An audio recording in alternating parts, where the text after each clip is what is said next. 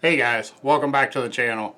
Guys, today we are on day 2 of our Sourdough Starter Series, and if you're jumping in here in the middle, I'm going to go ahead, I'll put a link up here in the corner, and you guys can head on back and start the series over again. But for the rest of us, we're going to go ahead and plow forward. Before we do that, we're going to talk about a couple of viewer questions that we had. One concerning the flour.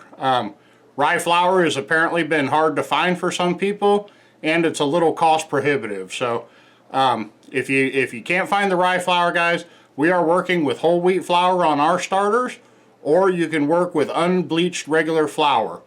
But guys, the one thing you don't want to do for sure is use the self-rising flour. That's got some of its own leavening agents in it, and we don't want to go there. We want the natural lactobacillus that's in the air. And we want to stay away from anything that has to do with any other kind of yeast. So the other question was concerning water. There's some people that are using distilled water. From my understanding, that's perfectly fine. But we had a viewer comment on the chlorinated water that a lot of municipalities have. The chlorine that they use isn't actually chlorine, it's chloramine. It can take a little more to get it out of the water than just leaving it stand overnight. One thing you can do, apparently you can boil the water, I would say for about 3 minutes, and then let it come on down to room temperature and let it stand for 48 hours. And you should be good to go on that. Shouldn't really be a problem. But guys, we're going to get out here in the kitchen. We've got 3 starters started. We need to take a look at them, see how they're doing, and then we're going to get to feeding them. So let's head out to the kitchen and see what we can find to get into. Alrighty guys, if you remember from the first video, we are starting with 3 starters instead of 1. In case anything goes wrong, we want to make sure that we're able to complete this series and go along with everybody else.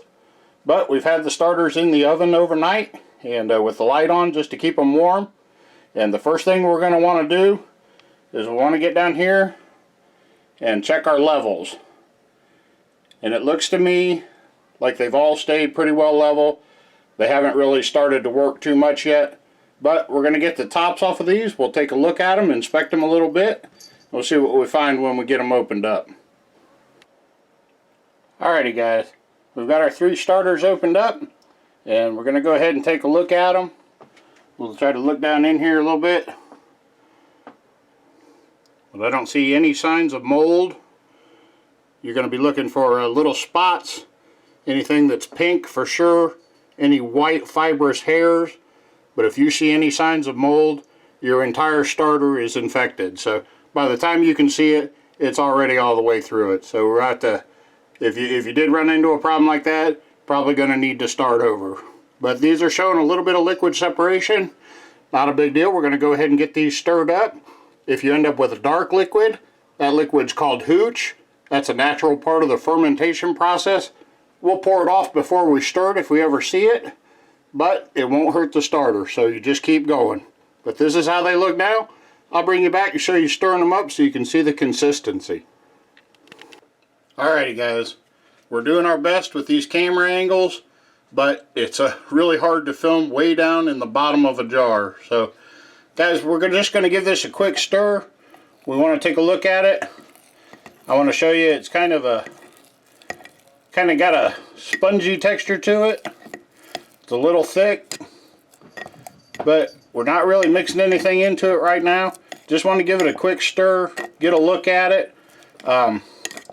Some say that you can move to a bigger jar at this point. We're not going to.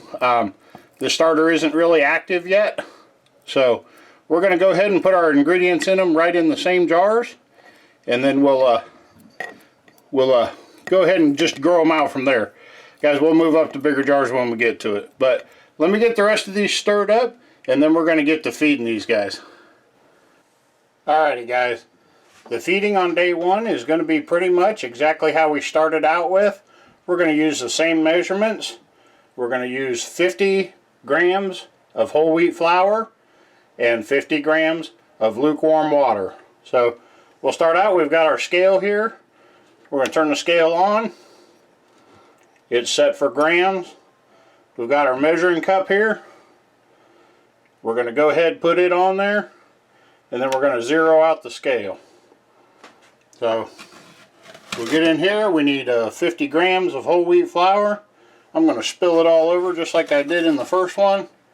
That's apparently part of the process. Just don't spill it on the scale. But we'll see if we can get up here to 50 grams.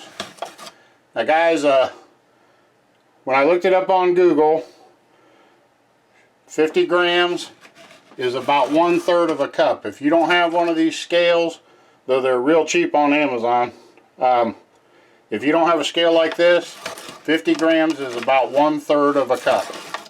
Or 50 grams of flour is anyway. But we're going to nose on up here to 50. Maybe. There we go. 50. We've got our canning funnel set up over here. Sorry to jerk you around like that. We've got our canning funnel set up here. We're going to add our 50 grams of flour to the jar. And then we're going to go ahead and finish up these other two. So I'll bring you back when we get on to the next step. But pretty much we're just going to add 50 and 50. So hang on one second. I'll bring you right back. Alrighty guys, back to the scale. We're going to do our water now. Pretty much the same process. We're going to put our measuring cup on the scale. We'll go ahead and zero out the scale. Whoa.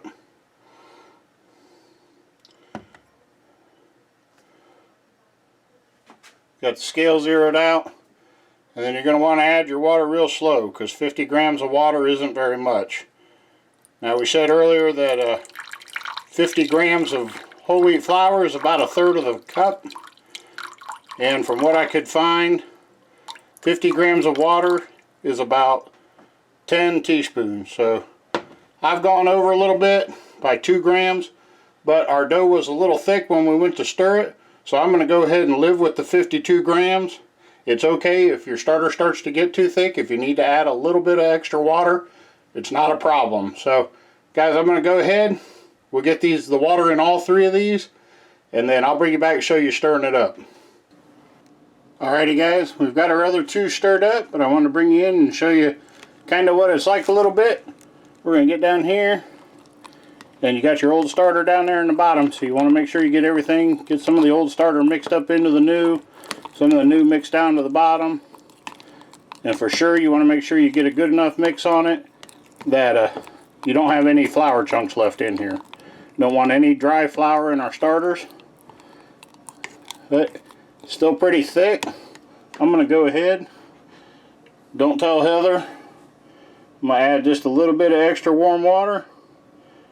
Just a few drops, not too much. But we want that consistency to be like a super thick pancake batter. So guys, we'll go ahead. We're going to punch this down to level. And then I'll bring you back and show you how we get these marked. Alrighty guys, we got our 3 starters. And we'll just rewind here just real quick. We've added 50 grams of whole wheat flour and 50 grams of non-chlorinated water. So guys, we'll take a look at them here. What we've done is we've moved the hair bands up to the new levels of the starter. That way we can be able to see if we have any signs of growth. But I'll give you a look in here and let you look at them. They've settled down real well. They got good color. No awful smells. Now they will go through a stage where they do smell a little bit, but that'll quickly over the next couple of days turn to a smell of yeast. So guys, don't worry too much about the smell unless it's really rancid.